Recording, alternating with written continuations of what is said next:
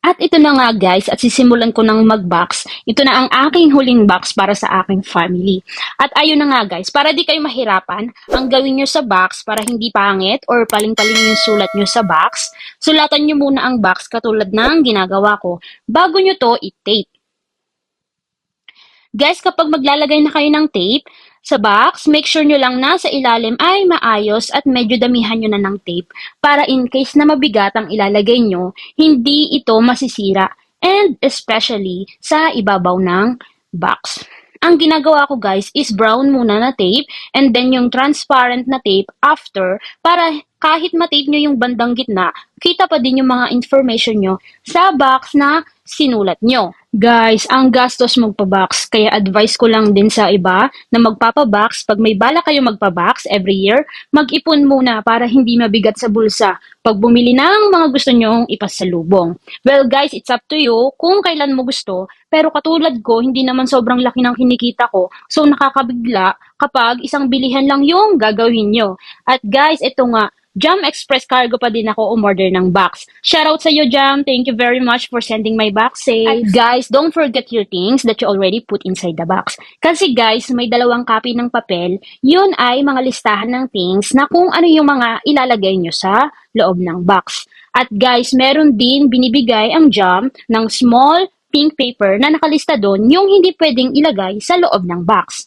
Guys, make sure sundin nyo yung mga hindi dapat ilagay para sure na maidi-deliver ang box po ninyo. Konti na nga lang ang aking pasalubong guys dahil halos damit at mga old na gamit ko lang yung nandyan. May natira lang na space kaya ang ginawa ko, yung natirang space para sa mga chocolates and noodles na ipangpapasalubong ko for my konti family. Nga lang din ang nabili kong noodles dahil hindi na talaga kasya. Gustong-gusto din kasi ng papa ko yung seafood noodles ng Japan. Well guys, ang daming may gusto nun pero ang mahal din ng isang piraso. At ang mama ko naman, ang gusto ay mga chocolates. Sobrang excited na nga akong makita nila to. Kahit na medyo mabigat sa bulsa, minsan, para sa ikakasaya ng family, sobrang sarap sa feeling guys na makikita ko silang sumaya kahit papaano. Guys, mula 2020, ay ginagawa ko to every year. Nung unang box ko guys, ang dami kong gastos talaga. Kasi first time at nasiyahan akong bumili ng kung ano-ano kahit hindi magagamit, binili ko. Pero mali yun guys.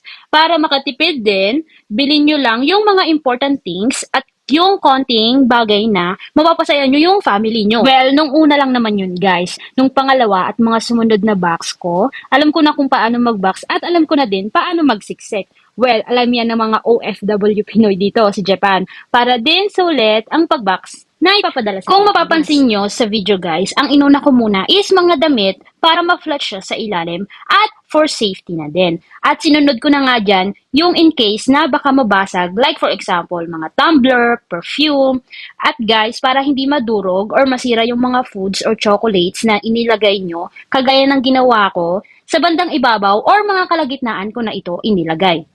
Para pagdating sa Pilipinas, ay ganun pa din yung shape ng mga chocolates or para hindi ito durog-durog.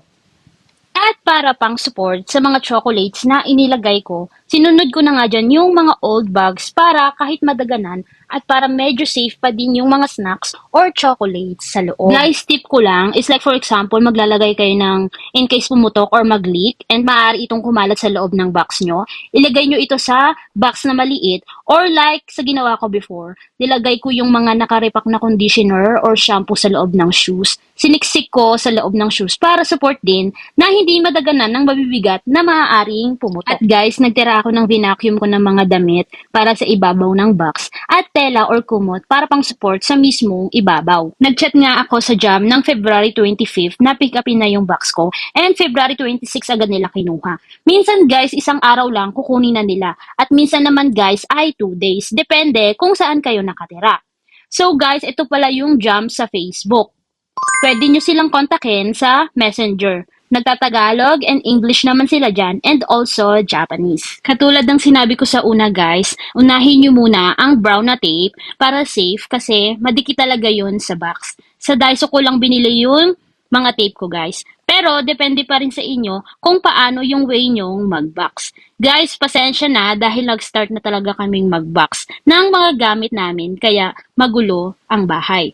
At guys, nagpatulong na nga ako sa husband ko ng konti para matape ko na ng maayos yung bandang gitna. Guys, kung may mga tanong kayo, please leave a comment, like and share na din. Baka makatulong sa mga OFW sa Japan na gustong mag-box at wala pang idea. Guys, maraming salamat dahil tinapos mo ang aking video. Please subscribe to my YouTube channel and follow me on my Instagram, TikTok, and also my real Facebook account. Ito yun guys. At guys, mag-ingat po kayo sa mga scammer. Make sure na tama or safe yung kukuhanan nyo ng inyo pong box. Thank you for watching guys. See you next vlog. Bye!